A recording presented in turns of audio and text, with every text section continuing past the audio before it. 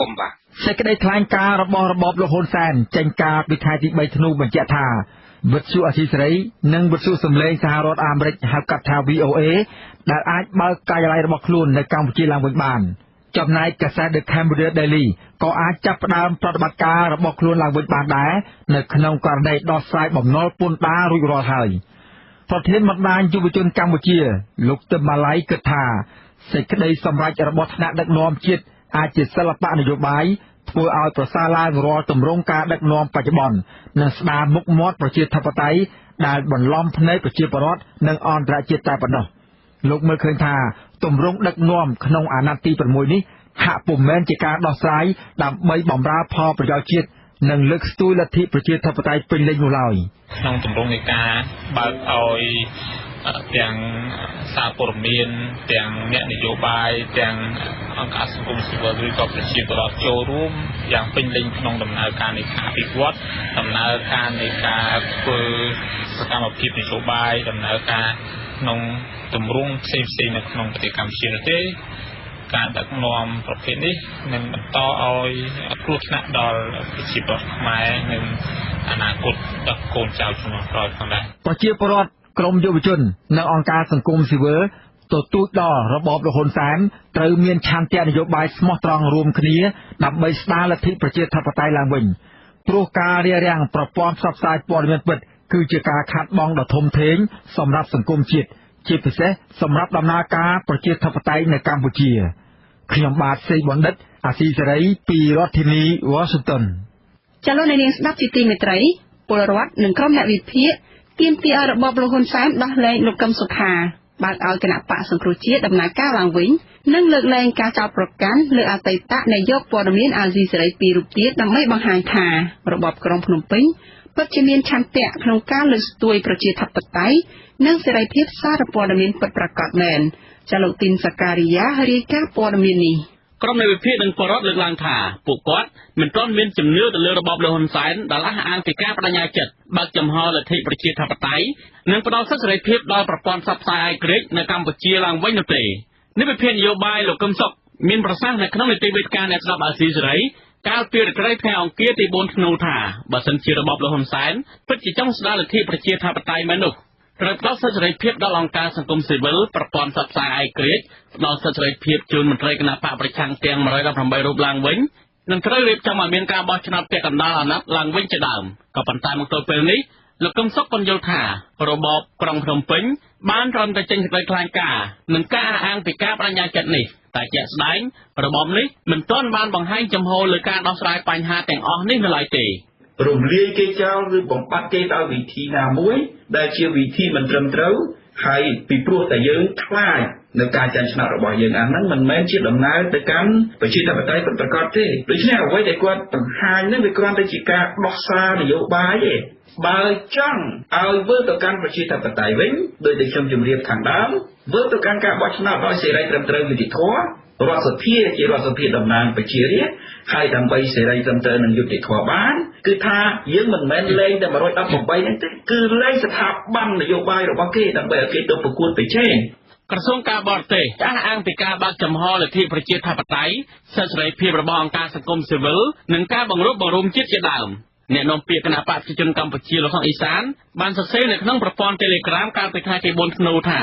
របបក្រុងភ្នំពេញចង់ដោះស្រាយរាល់បញ្ហានានាដែលបានកើតឡើងនៅក្នុងសង្គមកម្ពុជាដើម្បីពង្រឹងលទ្ធិប្រជាធិបតេយ្យនីតិរដ្ឋនិងការអនុវត្តនយោបាយបង្រួបបង្រួមជាតិលោកសុកអេសានសម្ដែងការសោកស្ដាយដល់មនុស្សមួយចំនួនមើលមិនឃើញពីបំណងល្អរបស់របបលហ៊ុនសែនលោកបញ្ជាក់ថារបបរបស់លោកបានបង្ហាញចំហលើកស្ទួយប្រជាធិបតេយ្យនិងបង្រួបបង្រួមជាតិនេះមិនមែនដោយសារតែគំនាបព្រួយបារម្ភពីការផ្ដាច់ប្រព័ន្ធអនុគ្រោះពន្ធ EBA ចេញពីកម្ពុជានោះទេហើយថារបបនេះមានឆន្ទៈពិតប្រាកដមិនមែនជាការពន្យាពេលអ្វីនោះទេទោះបីជាយ៉ាងនេះក្តីបរិវត្តមកវិខាត់ក្រចេះលោកណារិនអះអាងថារបបលហ៊ុនសែនបានរំលាយគណៈបកសង្គ្រោះជាតិនិងចាប់លោកកម្មសខាដាក់ពន្ធនាគារនិងឃុំខ្លួនក្នុងផ្ទះចោទប្រកាន់ពីបទក្បត់ជាតិនោះគឺមិនត្រឹមត្រូវឡើយផ្ទុយទៅវិញគឺមន្ត្រីនៅក្នុងរបបលហ៊ុនសែនទៅវិញទេដែលក្បត់ជាតិនោះគណៈបកប្រជាជនក៏បានរៀបចំផលិតគ្រប់បែបយ៉ាងដើម្បីចាក់កំហុសបន្តទៀតដូចជាចោទអាដាមទុនស្ការរឿងក្បត់ជាតិរឿងក្បត់ជាតិ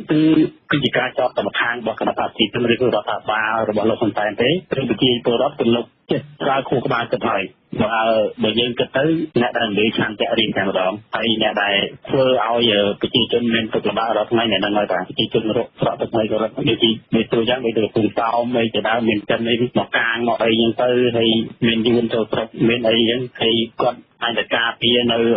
យួនជាទៅរំមកខ្លួនឯងយើងនៅតែហ្នឹងក៏ដឹងថាអ្នកណាគាត់ទៀតមិនគាត់ទៀតហើយណានេះជំនាញខាងវិទ្យាសាស្ត្រនយោបាយលោកអែមសវណ្ណរាមានប្រសាសន៍ថារបបលោកហ៊ុនសែនមិនទាន់បើកលំហប្រជាធិបតេយ្យនឹងការបង្រួបបង្រួមជាតិពិតប្រាកដនៅឡើយទេពីព្រោះថាបើសិនជារបបនេះចង់លើកមុខមាត់កម្ពុជានៅលើឆាកអន្តរជាតិនិងរួចផុតពីគំនាបសហគមន៍អន្តរជាតិមែននោះរបបលោកហ៊ុនសែនត្រូវបង្ហាញពីយន្តការជាក់ស្ដែងព្រោះសហគមន៍អន្តរជាតិបានទាមទាររបបនេះងាកមកគោរពប្រជាធិបតេយ្យយូរមកហើយពលគឺមុនពេលរៀបចំការបោះឆ្នោតមកម្លេះក៏ប៉ុន្តែគោលបំណងពិតនៅពេលនេះអាចជាការចង់បំបាក់រវាងលោកកម្មសខានិងលោកសំរងស៊ីទៅវិញទេពលិកអរិយរីពីរនាក់លោកអ៊ុនឈិនហើយជាងសុជីនតានេះដូចជាមិនទាន់ទម្លាក់ចោលបទចោលប្រកាន់ទេហេតុផលមួយទៀតដូចជាបញ្ហារឿងអង្គការក្រៅរដ្ឋាភិបាលអង្គការក្រៅរដ្ឋាភិបាលក៏មិនទាន់ឆ្លើយតបដូចជា NEI បានស្នើសុំទៅលើការបើកការិយាល័យរបស់ខ្លួនកាលមុននឹ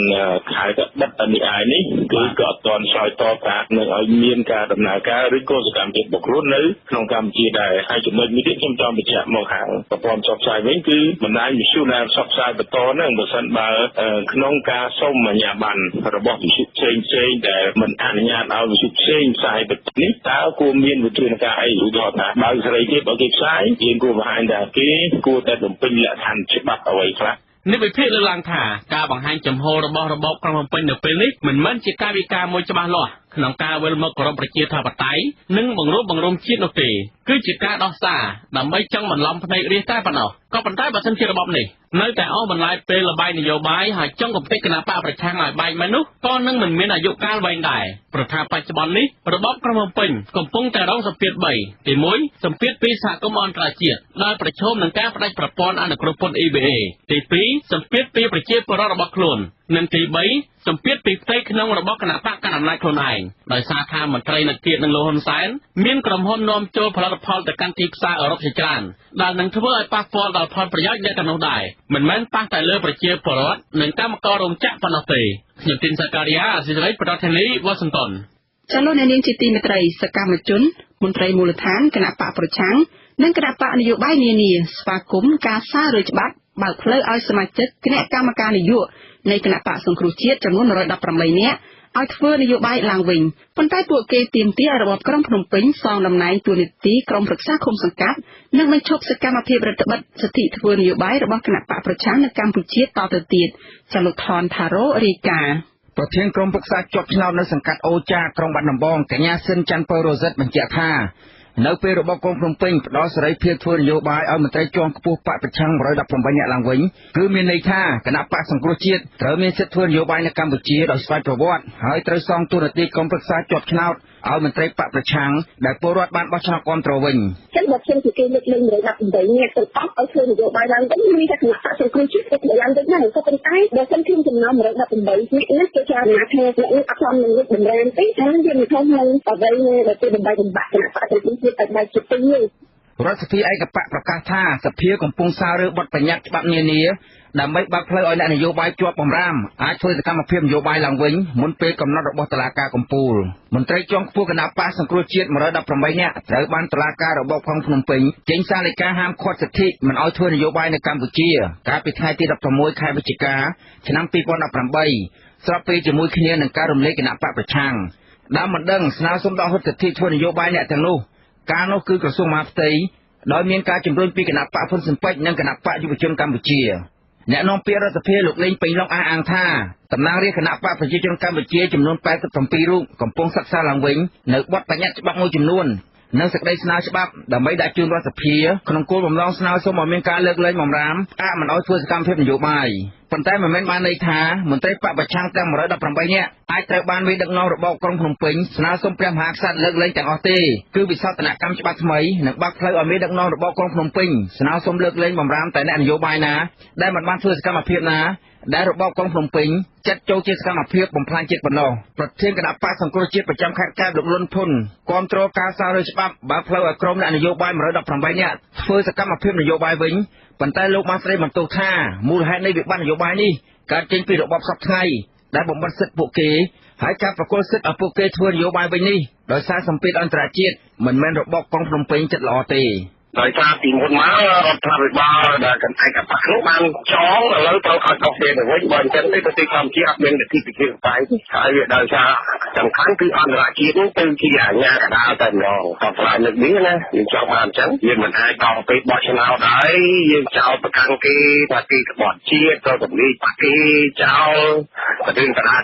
នៅកម្ពុជាដូច្នេះកម្ពុជាមិនអាចរកការរីកចម្រើនការវិវត្តភាពនៃ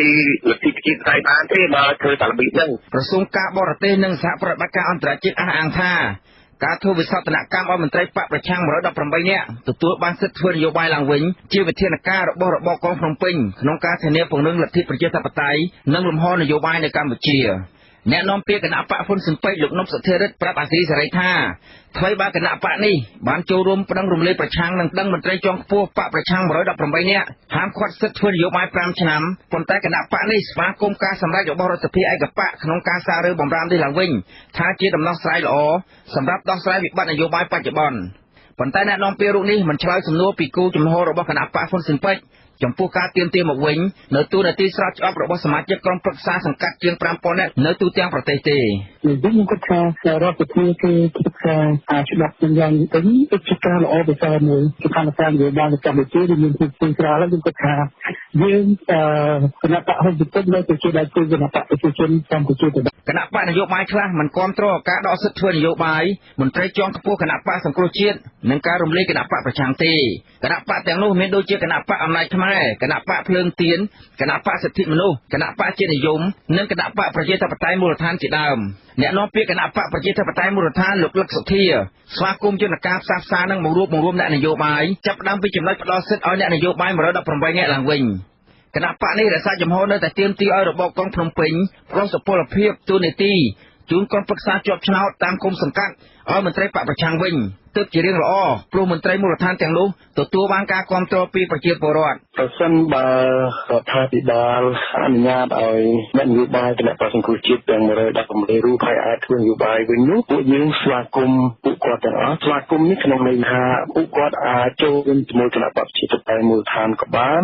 ឬក៏ពួកគាត់អាចរួមគ្នាបង្កើតជាគណៈបក្សនយោបាយឯណាមួយក៏បានគណៈបក្សប្រជាធិបតេយ្យមូលដ្ឋានពួកយើងស្វាគមន៍ជំរឿសទាំងអស់ជំរឿសគាត់ទៅតាមនយោបាយថ្មីក៏បានឬក៏គាត់តស៊ូមតិតាមផ្លូវច្បាប់ណាមួយក៏បានដើម្បីការតកើតឡើងមួយសង្គ្រោះ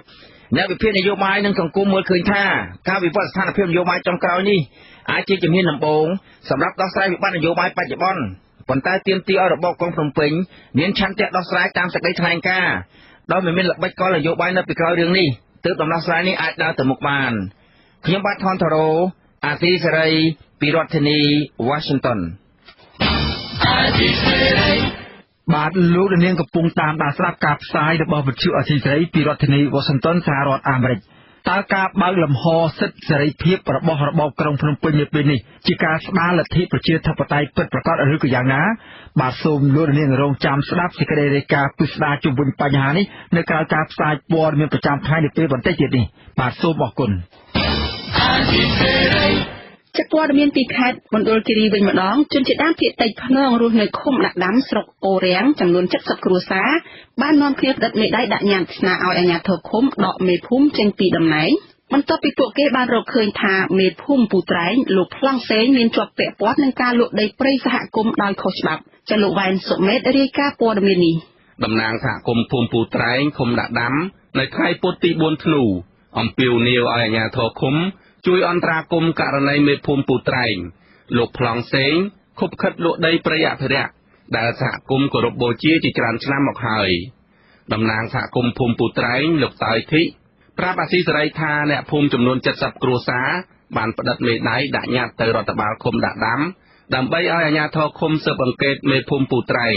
លោកប្លង់សេងដែលបានយកតួនាទីជាអាជ្ញាធរខុបខិតជាមួយឈ្មួញវាស់វែងដីមួយផ្នែកក្នុងព្រៃសហគមន៍ពុះលក់ជាកម្មសិទ្ធិបុគ្គលលោកថាអ្នកភូមិបារម្ភខ្លាចក្រែងបាត់បង់ព្រៃសហគមន៍បន្តទៀតខណៈដើមឈើធំៗរាប់ម៉ឺនដើមនៅតំបន់នោះត្រូវបានគេលួចកាប់រំលំយកទៅលក់នៅប្រទេសវៀតណាមបាត់បង់ស្ទើរទាំងអស់នៅរយៈពេលប្រមាណឆ្នាំចុងក្រោយនេះ ហើយពួកខ្ញុំបដិបត្តិដែរនោះក៏ដឹងទៅឃុំបាក់ចេញមេភូមិហ្នឹងព្រោះមេភូមិហ្នឹងអត់ជួយការពារដីឃ្លីព្រៃឈើបែរជាគាត់នាំពីថាឈ្មោះទៅចុចឥឡូវនៅខាងតាគុំព្រៃឈើគេធ្វើប្លង់ទៀតអញ្ចឹងពួកខ្ញុំប្តឹងឃុំដកមិនដកប៉ុន្តែពួកខ្ញុំនឹងចឹងឲ្យ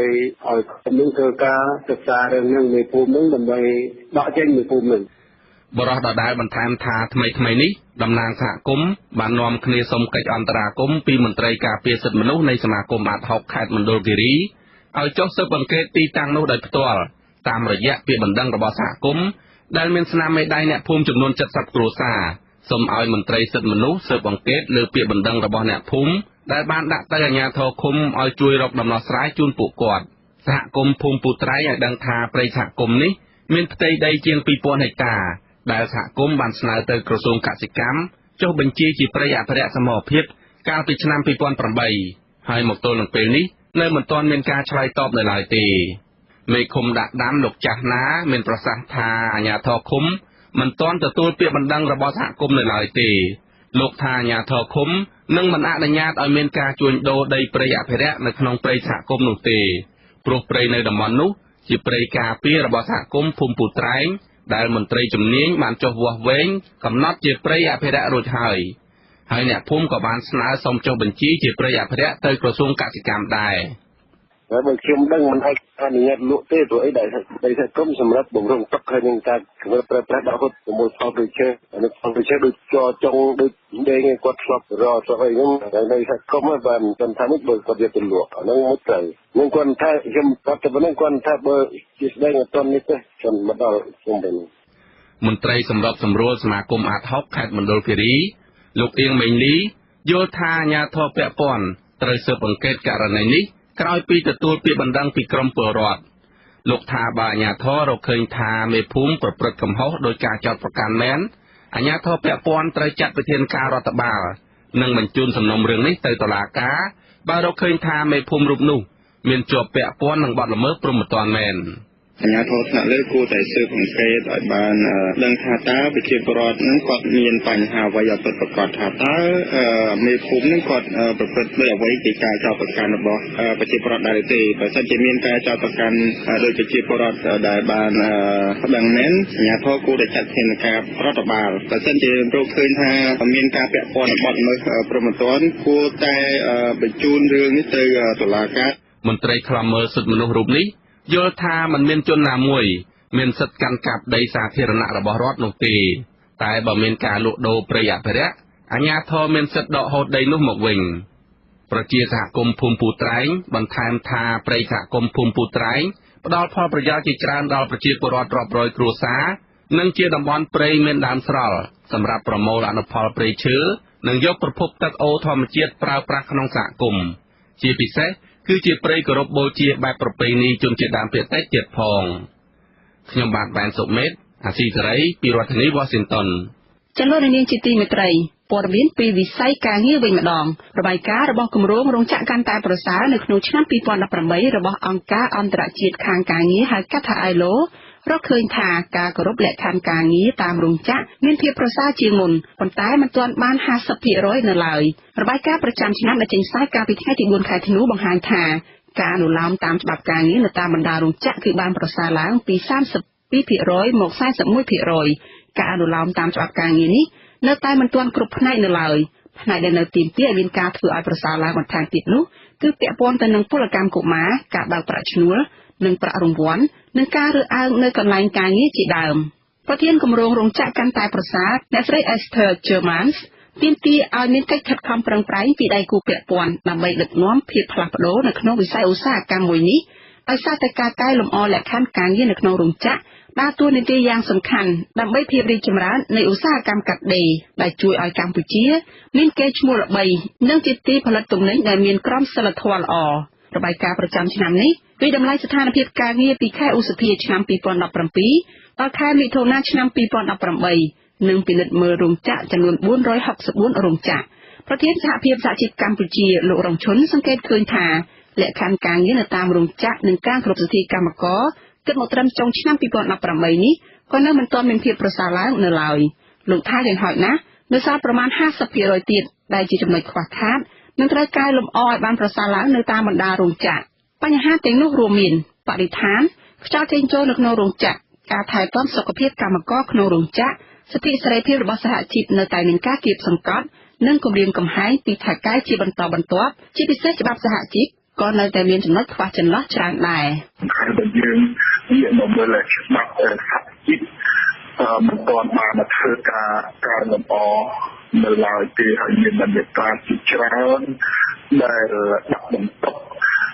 ដល់សិទ្ធិសេរីភាពសហជីពនេះដែលជាបញ្ហាហើយបញ្ហាដែលចម្បងមួយទៀតនោះគឺការប្រើប្រាស់កិច្ចសន្យាការងារខ្លីៗចំពោះកម្មករហ្នឹងក៏ជា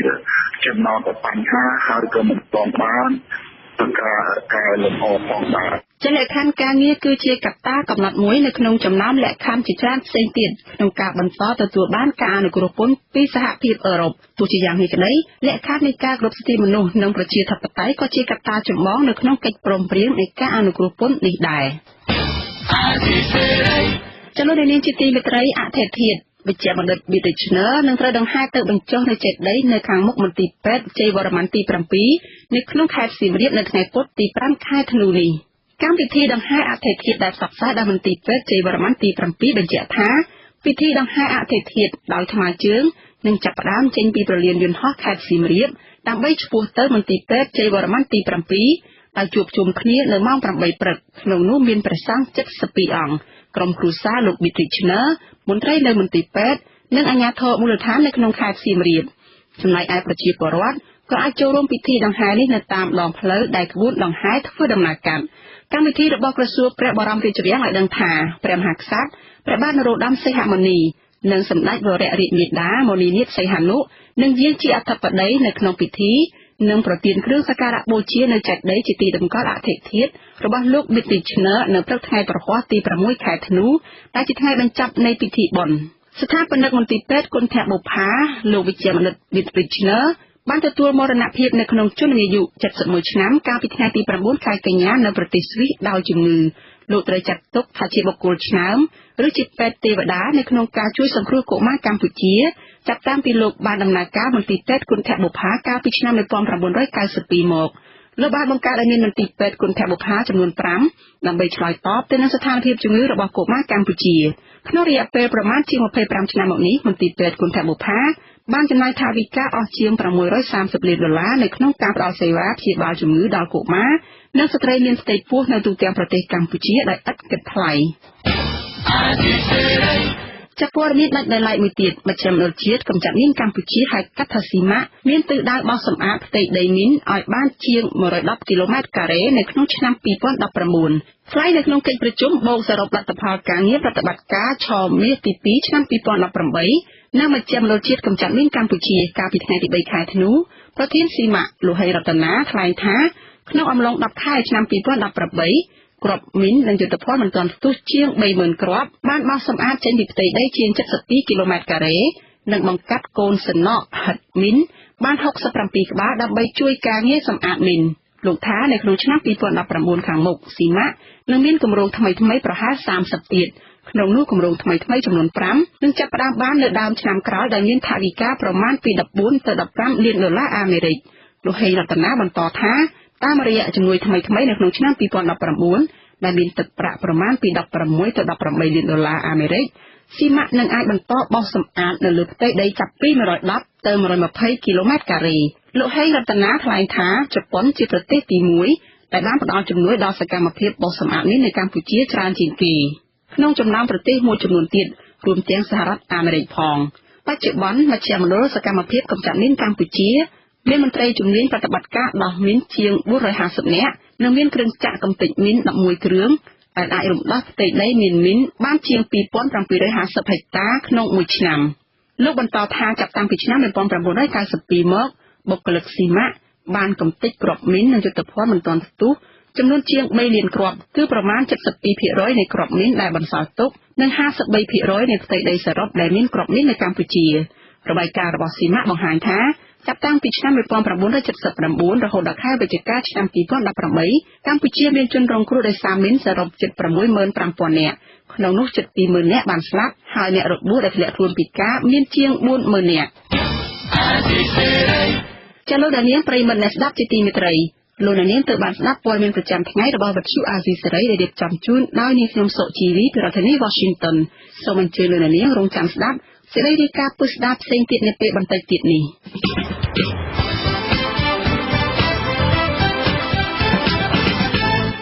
បាទលោកនាងកញ្ញាប្រិយមិត្តអ្នកស្ដាប់ជាទីមេត្រីនៅក្នុងការផ្សាយជាបន្តទៅទៀតនេះយើងខ្ញុំមានសេចក្តីរាយការណ៍ពុស្ដាផ្ដោតអំពីអ្នកវិភាគថារបបលហ៊ុនសែនប្រើយុទ្ធសាស្ត្រលើកស្ទួយលទ្ធិប្រជាធិបតេយ្យคล้ายៗដើម្បីសម្រេចគោលដៅបំបែកបកប្រឆាំងហើយនៅចុងកម្មវិធីលោកនាងបានស្ដាប់ព័ត៌មានបញ្ចប់សូមអញ្ជើញឲ្យលោកនាងស្ដាប់ការផ្សាយរបស់យើងខ្ញុំដែលមានជាបន្តទៅទៀតដូចតទៅ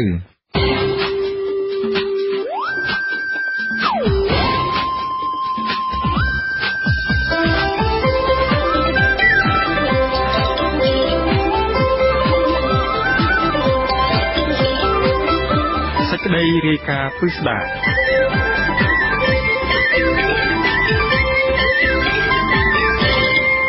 បាទលោកនាងកញ្ញាជាទីមេត្រីមន្ត្រីអង្គការសង្គមស៊ីវិលនិងគណៈបកប្រឆាំងសាទរចំពោះរបបលហ៊ុនសែនដែលប្រកាសជាសាធារណៈបើកចំហ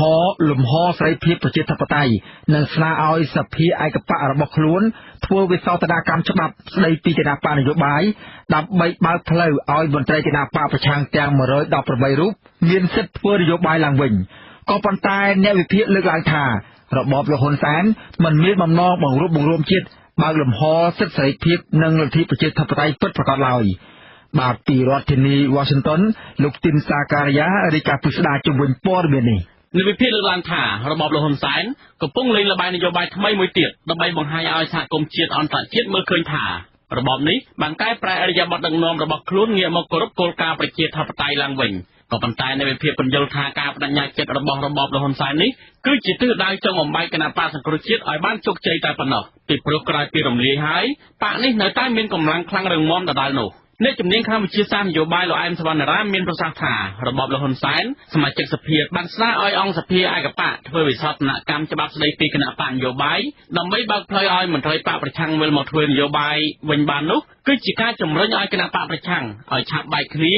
រវាងក្រុមអ្នកគាំទ្រលោកកម្មតខានិងក្រុមអ្នកគាំទ្ររបស់លោកសំរងស៊ីតែប៉ុណ្ណោះលោកបញ្យល់បន្ថែមថានៅពេលនេះកម្លាំងបកប្រឆាំងកំពុងតែរងព្យុះបោកបោករវាងសមាជិកដែលកោតាមកពីគណៈបកសិទ្ធិមនុស្សរបស់លោកកម្មសខានិងកោតាមកពីគណៈបកសំរងស៊ីកំពុងតែវាយប្រហារគ្នានៅក្នុងបកតែមួយហើយចោទលោកសំរងស៊ីថាបានធ្វើបកប្រហារទៀតផងគេលែង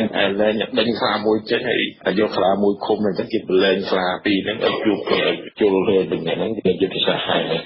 ឲ្យខ្លាពីរខំគ្នាដើម្បីទាញយកប្រយោជន៍ហើយយើងចង់និយាយនៅក្នុងឆាកយោបាយសំស៊ីនឹងសំខាន់គេទុកឲ្យជុលគ្នាវិញអាហ្នឹងគឺងាយស្រួលក្នុងក្រាបបកកាន់ហើយងាយស្រួលក្នុងការរួមលំសិនបើឲ្យពីរអ្នកនឹងត្រូវគ្នាគឺ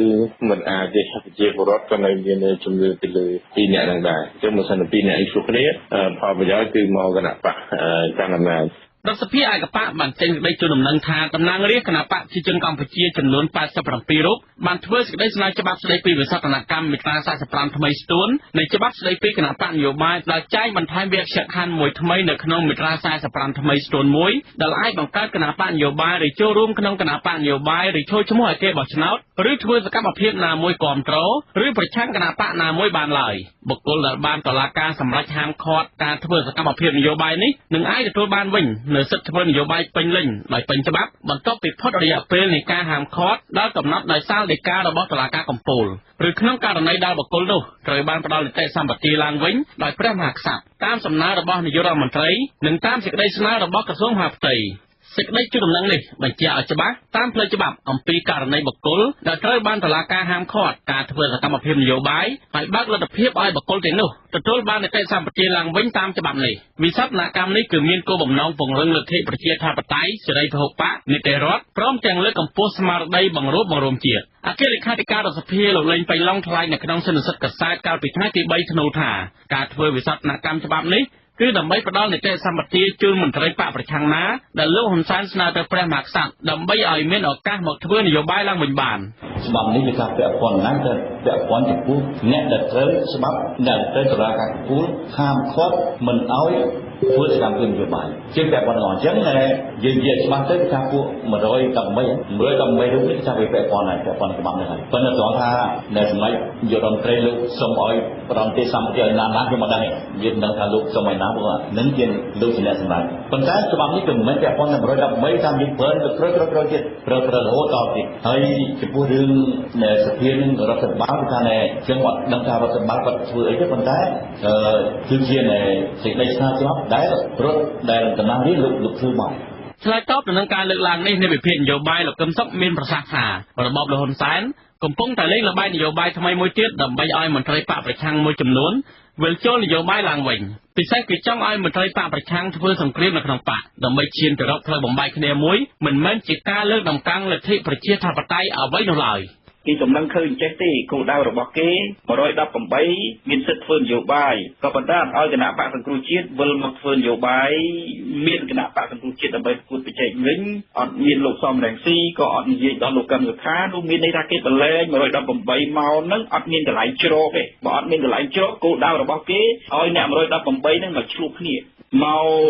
ទាស់គ្នាពីព្រោះអត់មានកន្លែងជ្រកអត់មានមេកោយសម្រាប់ដឹកនាំអាហ្នឹងគោលដៅរបស់គេគឺអញ្ចឹងដូច្នេះគេមើលឃើញផ្លូវចំណេញអញ្ចឹងការជួយដំណឹងរបស់អគ្គលេខាធិការសភានេះនៅស្របពេលក្រុមបកប្រឆាំងមកពីប្រទេសផ្សេងៗដែលគាំទ្រលោកសំរងស៊ីបានធ្វើសន្និសីទពិភពលោកនៅទីក្រុងអាត្លង់តាសហរដ្ឋអាមេរិកហើយបានសម្រេចឲ្យលោកសំរងស៊ីមកធ្វើជាប្រធានដឹកនាំគណៈបកសង្គ្រោះជាតិបណ្ដោះអាសន្នខណៈលោកកម្មតកាកំពុងជាប់ឃុំខ្លួនក្នុងផ្ទះនៅគណៈសាខាគណៈបកសង្គ្រោះជាតិមកពីបណ្ដាប្រទេសមួយចំនួនមកចូលរួមនៅក្នុងសន្និសីទនេះរីឯខាងសមាជិកគណៈបកប្រឆាំងដែលគាំទ្រលោកកម្មតកាវិញចោទថាក្រុមគាំទ្រលោកសំរងស៊ីបានធ្វើបកប្រហារជាដើមក្រុមអ្នកគាំទ្រលោកកម្មសខានិងលោកសំរងស៊ីបានវាប្រហារគ្នាទៅវិញទៅមកដែលអ្នកវិភាគមើលឃើញថាគណៈបកនេះកំពុងតែធ្វើដំណើរឆ្ពោះទៅរកភាពបែកបាក់គ្នានៅពេលខាងមុខលោកអែមសវណ្ណរាបន្ថែមថានៅពេលចលនាវាប្រហារគ្នាក្នុងបកតែមួយហើយបែងចែកគ្នាជាពីរក្រុមនេះរបបលហ៊ុនសែនឆក់យកឱកាសនេះដើម្បីបើកឲ្យមន្ត្រីបកសង្គ្រោះជាតិមួយចំនួនក្នុងចំណោម118រូបមានសិទ្ធិធ្វើនយោបាយឡើងវិញដើម្បីឲ្យមានឱកាសពុះបកនេះជាពីរដែលប្រការនេះគណៈបកកណ្ដាលអំណាចមិនចាំបាច់បំបែកបំបាក់កម្លាំងគណៈបកប្រឆាំងដោយផ្ទាល់នោះឡើយអាចមានដោះលែងកំសាន្តក្នុងពេលឆាប់ប៉ុន្តែខ្ញុំគិតថាអញ្ចឹងពេលវេលាដែលសំស៊ីហ៊ុនសែនគេហៅកំណត់គ្នាកំណត់ពេលវេលាគ្នាហ្នឹងប្រហែលជាអាចដោះលែងមុនថ្ងៃ3ខែ3ហ្នឹងបាទទោះបីជាក្រុមគាំទ្រលោកកម្មតខាបានចេញសេចក្តីថ្លែងការណ៍ម្ដងហើយម្ដងទៀតធ្វើឡើងតាមរយៈការប្រើប្រាស់គណៈបកផងម្ដងធ្វើឡើងតាមរយៈមេធាវីលោកកម្មតខាផងដើម្បីបង្ហាញចំហមិនគាំទ្រសន្និសីទពិភពលោកនេះក្តីក៏ប៉ុន្តែលោកសំរងស៊ីវិញបានតាំងចិត្តយ៉ាងមុតមាំថាលោកនិងលោកកម្មសខានៅតែជាមនុស្សតែមួយដែលមិនអាចមាននរណាមកបំបាច់បំបាក់បានឡើយក្រសួងការបរទេសក៏ចេញសេចក្តីថ្លែងការណ៍មួយទៀតនៅដំណើរគ្នានឹងសភាដែរស្ដីពីការធានាដើម្បីពង្រឹងលទ្ធិប្រជាធិបតេយ្យនិងលំហនយោបាយក្នុងគោលដៅធ្វើឲ្យកាន់តែប្រសើរឡើងនៅបរិយាកាសនយោបាយលំហប្រជាធិបតេយ្យការអនុវត្តសិទ្ធិសេរីភាពស្របច្បាប់របស់ប្រជាពលរដ្ឋគ្រប់រូបនិងក្នុងស្មារតីបង្រួបបង្រួមជាតិហើយរបបនេះក៏បានបដិញ្ញាចិត្តយ៉ាងមុតមាំលើការលើកកម្ពស់ភាពជាដៃគូពិតប្រាកដជាមួយអង្គការសង្គមស៊ីវិលលើគ្រប់ទិដ្ឋភាពនៃការអភិវឌ្ឍសង្គមទោះបីជាបែបនេះក្តីអ្នកវិភាគលើកឡើងថាការបង្ហាញចំហលើការលើកស្ទួយប្រជាធិបតេយ្យនិងបង្រួបបង្រួមជាតិរបស់របបលហ៊ុនសែននៅពេលនេះគឺរបបនេះមានទិសដៅចង់បំបែកបំបាក់គណៈបកប្រឆាំងផងនិងជាការបង្ហាញឲ្យអន្តរជាតិមើលឃើញផងថារបបលហ៊ុនសែនបានកែប្រែពីរបៀបដឹកនាំរបស់ខ្លួនដោយបើកចំហនៅសិទ្ធិសេរីភាពនិងប្រជាធិបតេយ្យឡើងវិញដោយដល់សហគមន៍អឺរ៉ុបបានដាក់លក្ខខណ្ឌមួយចំនួនអំពីការស្ដារលទ្ធិប្រជាធិបតេយ្យនិងដោះលែងលោកកម្មសខាវិញនោះក៏ប៉ុន្តែអ្នកវិភាគបញ្យល់ថារបបលហ៊ុនសែនគ្មានឆន្ទៈពិតប្រាកដក្នុងការលើកស្ទួយលទ្ធិប្រជាធិបតេយ្យនិងនីតិរដ្ឋនោះឡើយខ្ញុំទីនសាការីយ៉ាអាស៊ីសេរីប្រធានាធិបតី Washington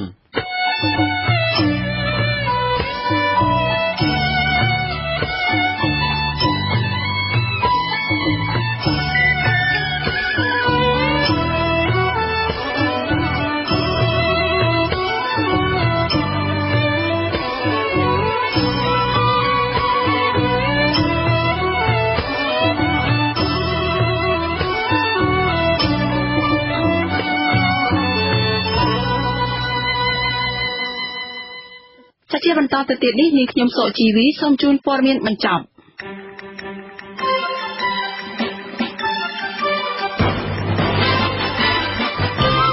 បេក្ខជនឯកអគ្គរដ្ឋទូតសហរដ្ឋអាមេរិកថ្មីប្រចាំនៅកម្ពុជាលោក Patrick Murphy បង្ហាញជំហរចង់ឃើញសហរដ្ឋអាមេរិកពូរីការទណ្ឌកម្មជាក់លាក់បន្ថែមទៀតទៅលើក្រុមមេដឹកនាំរបបក្រុងភ្នំពេញដើម្បីដាក់សម្ពាធទៅលើរបបនេះឲ្យងាកមកស្ដារប្រជាធិបតេយ្យនិងគោរពសិទ្ធិមនុស្សនៅកម្ពុជាឡើងវិញការបញ្ជាក់ពីគោលជំហរនិងការបដិញ្ញាចិត្តនេះធ្វើឡើងនៅក្នុងសវនកម្មសួរដេញដោលដោយផ្ទាល់មាត់មួយកាលពីថ្ងៃទី4 ខែធ្នូម្សិលមិញដោយគណៈកម្មាធិការកិច្ចការបរទេសនៃព្រឹទ្ធសភាអាមេរិកមុននឹងសម្រេចតែងតាំងលោកជាឯកអគ្គរដ្ឋទូតពេញសមត្ថភាពនិងវិសាមញ្ញថ្មីរបស់សហរដ្ឋអាមេរិកប្រចាំនៅកម្ពុជាជំនួសលោក William Haidt ដែលទើបផុតអាណត្តិអ្នកវិភាគនយោបាយមិនទុកចិត្តរបស់លោកហ៊ុនសែននៅរឿងអះអាងថាបើកចំហសេរីភាពសារព័ត៌មានឯករាជ្យនៅកម្ពុជាដោយសារតែរបបនេះរងការរិះគន់ថាបានយកប្រព័ន្ធតុលាការធ្វើជាឧបករណ៍បម្រើនយោបាយបកកាន់អំណាចនិងធ្វើទុកបុកម្នេញលើប្រព័ន្ធផ្សព្វផ្សាយជារៀងដរាបមកជនជាតិដើមភាគតិចនៅឯខេត្តភាគឦសានចង់ឃើញរបបក្រុងភ្នំពេញមានឆន្ទៈនយោបាយស្មោះត្រង់ក្នុងការលើកដំកើងសារព័ត៌មានឯករាជ្យដើម្បីឲ្យពួកគេអាចមានលទ្ធភាពបំពេញភារកិច្ចបានពេញលេញនិងគ្មានការគំរាមកំហែងសកម្មជនមន្ត្រីមូលដ្ឋានបកប្រឆាំងនិងគណៈបកនយោបាយនានាស្វាគមន៍ការសារលើច្បាប់បើកផ្លូវឲ្យសមាជិកគណៈកម្មការនយោបាយនៃគណៈបកសង្គ្រោះជាតិចំនួន118នាក់ធ្វើនយោបាយឡើងវិញប៉ុន្តែពួកគេទាមទាររបបក្រុងភ្នំពេញសងតំណែងតួនាទីក្រុមរក្សាឃុំសង្កាត់និងបញ្ឈប់សកម្មភាពរដ្ឋបិទធ្វើនយោបាយរបស់គណៈបកប្រឆាំងនៅកម្ពុជាតទៅទៀត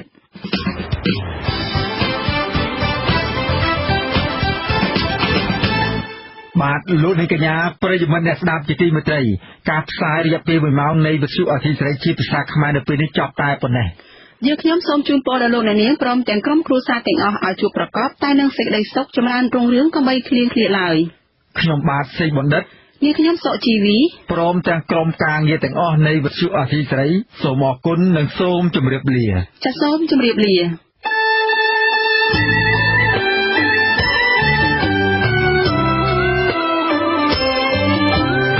វិទ្យុអសីសេរីស្ដាប់តាមរយៈរលកធាតុអាកាសខ្លីឬ short wave តាមកម្រិតនិងកម្ពស់ដូចតទៅនេះពេលព្រឹកចាប់ពីម៉ោង 5 កន្លះដល់ម៉ោង 6 កន្លះតាមរយៈរលកធាតុអាកាសខ្លី 11850 kHz ស្មើនឹងកម្ពស់ 25 ម៉ែត្រនិង 9390 kHz ស្មើនឹងកម្ពស់ 32 ម៉ែត្រពេលយប់ចាប់ពីម៉ោង 7 កន្លះដល់ម៉ោង 8 កន្លះតាមរយៈរលកធាតុអាកាសខ្លី 9320